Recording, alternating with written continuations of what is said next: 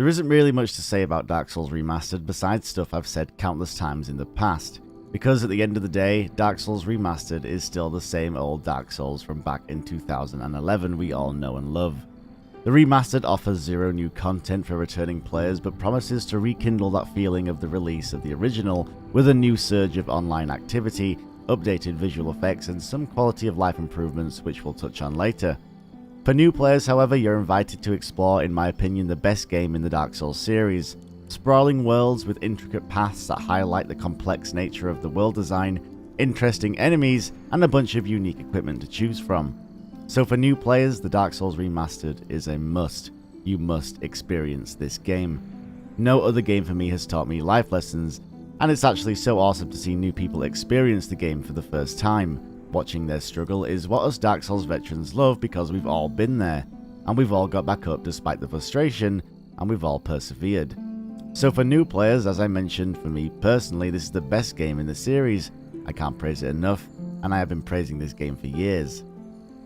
But the elephant in the room, I have been asked multiple times on my stream on whether or not the Remastered is worth it for returning players, and I'm not necessarily the right man to ask that because I'm 100% biased. When the Remastered was announced, I bought it on PC, PS4, bought the Trilogy box set, the Sunlight Medal, the new Future Press guide, and numerous copies to give away. But let's at least attempt to come at this from an unbiased view. Now, I haven't got around to playing my PS4 version, so my opinions are solely based on the PC version, and with that said, I'm very impressed. Those of you who followed the channel know I was critical of the promotional material for Dark Souls Remastered, and apparently we have an explanation. Apparently, the monitor used to record the promotional material had an issue with its brightness setting, so they turned the game brightness up to record. That's at least the latest rumour. Personally, I don't think it holds merit, but take from it what you will. So yes, my initial impression was not good at all. I thought the game looked washed out, and that was my biggest criticism against the game. At the end of the day, it's still Dark Souls with graphical changes, but it was those graphical changes that initially had me concerned. But after playing it through on the PC, I have to say my opinion on the changes, well, changed. I turned the brightness down to 3 to get a more dingy look, and this really highlights the new lighting in some areas, especially the light created by the bonfires. Bonfires are a staple part of Dark Souls, so it was key they got this right, and in my opinion, the new changes to the bonfires are very aesthetically pleasing. But the Remastered stems further than just pretty bonfires, there's pretty particle effects too. Most of the spells have newish visual effects, which for a returning player might be something to ooh and ah about, but the novelty wears off. But with no new content, is Dark Souls Remastered quote-unquote worth it for returning players? Well, that honestly comes down to how you personally view it. No one can really tell you definitively it's not worth it because my feelings towards Dark Souls might be different from you. As I mentioned, I've invested a lot in this franchise, so to me it was something I didn't have to think about. I see Dark Souls and I hit the buy button. But if I were trying to sell it to old Dark Souls players, the resurgence in the online activity was enough for me. Leveling up the Covenants to partake in PvP or co-op is something I stopped doing in the original because there wasn't much point. But now the servers are brimming with life, and with the dedicated matchmaking servers, it's not hard to find somebody to play with. But as I mentioned, it comes down to what you personally classify its worth as. Are the changes not apparent enough that you can't justify it? But that's fair enough. But also remember that this is a remastered version of a 7-year-old title.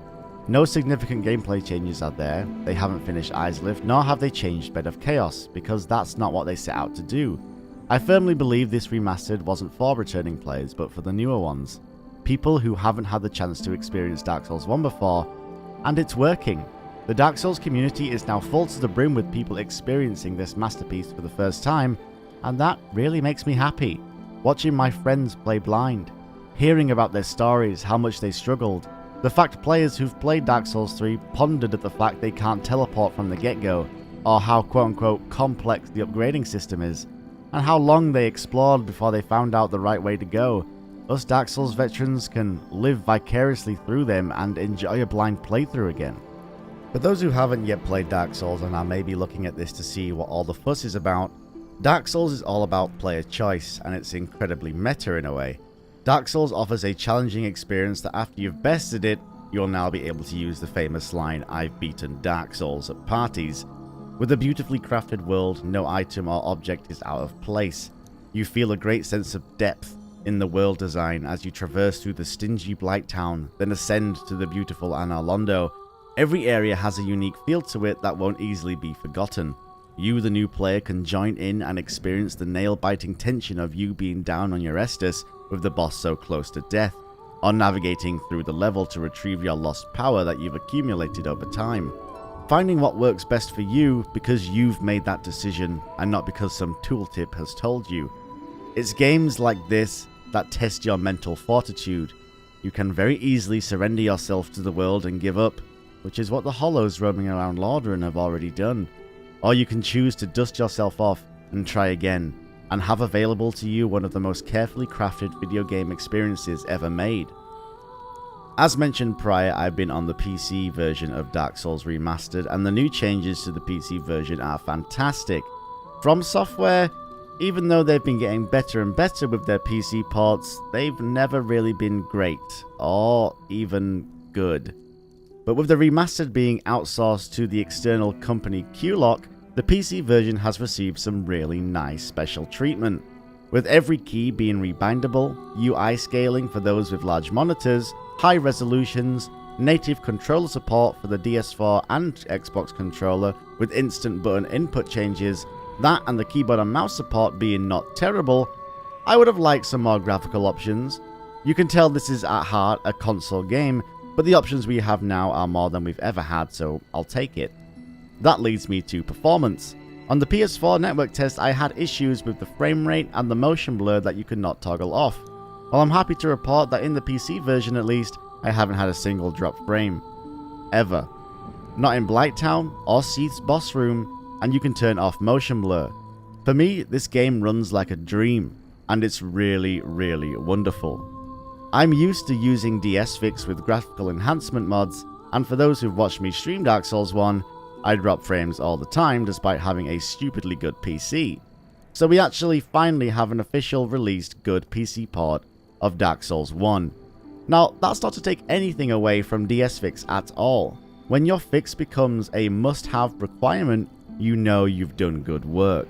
But having this out of the gate is a lot easier for newcomers of the series to get into it. Whereas from a consumer's perspective in the vanilla game, having to tell someone that, okay, you have to download it, and then you have to go to the Nexus, download DSFix, then change some INI files, sure, it's not really hard, but I like the fact there's no middleman anymore. It just makes it easier for everyone. I feel the biggest thing Dark Souls Remastered has going against it is, well, the community and their expectations, and I fell under this category as well. I think when we heard about the remaster, we assumed many things. Could the remaster look like this? A project created by Alex W. that captures the beauty of the ONS boss room in Unreal Engine. A big speculation was whether or not the unfinished areas would get completed, and this is where the whole debate between a remaster and remake comes into play. Whilst largely used for marketing purposes, the terms remaster and remake do hold some technical ground. A remake rebuilds assets from the ground up, textures, models, also implementing new gameplay mechanics, and basically remaking the same game. A remaster, however, in the industry is widely considered to take existing assets and improve upon them and create higher quality versions of said assets.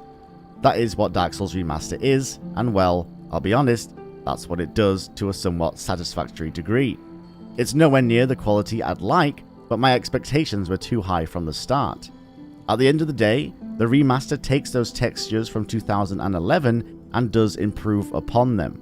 Dark Souls has a lot of rubbish textures, so since considering this is a remaster, taking those existing textures and blowing them up to upscaled 4K, they're not going to look the best, but it's what we have. And the biggest stride forward is the performance. But after speaking to numerous people, I think one of the biggest things is when talking to those who have played the PC version like myself, PC isn't the only platform.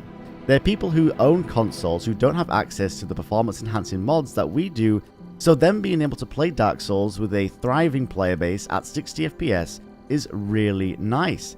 And part of me thinks this might be one of the reasons why PC players got a discount at launch.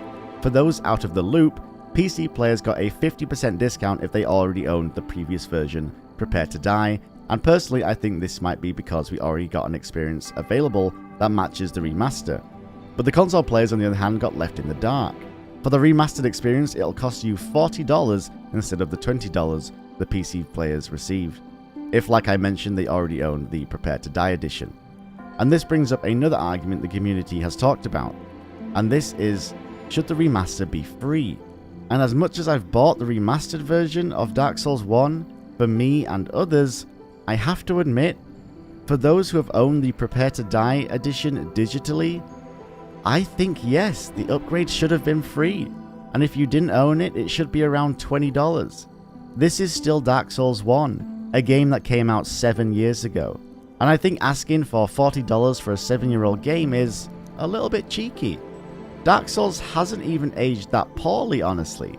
It still stands up on its own 2 feet. Performance-wise, I guess not, but aesthetically, looking at the art style, it's somewhat timeless. Now, the biggest reason for me to get the remastered was the servers filling back up.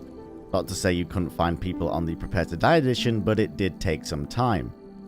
Now though, with it being so close to release, the online community is thriving, yet there's something really strange going on with how you are matched up to random players. A post made by Dragger Bragger on Reddit pointed to some glaring issues with the weapon matchmaking system. Simply picking up the Black Knight weapons or Boss Tail weapons will no longer make you eligible for low-level co-op because of the weapon levels, which is strange because it's entirely based on RNG. For a better understanding of it, check the comment section of this video to have a real look at all of the testing those guys are doing. It's really interesting, yet kind of disappointing in terms of game mechanics. So, is this remaster for you? Well, that's totally up to you, and how much you value the changes. Are the changes apparent enough for me? Well, ideally, I'd have updated on new textures, static mesh improvements, but honestly, I wouldn't be happy if an external company finished parts of the game that are not done. We can all moan about Lost Izalith and the Bed of Chaos, but at the end of the day, that's Dark Souls. And if it wasn't changed by From Software, I don't know, I guess it wouldn't feel right. I totally understand people's grievances with the remaster, I totally do. Minimalistic changes that go a step back in some cases for people, but after putting over 40 hours into it already, rest assured, I'm loving it, it's still Dark Souls, and now more people from the community and new people to the community can play this near perfect game. I've been Paragon. Take care, everyone.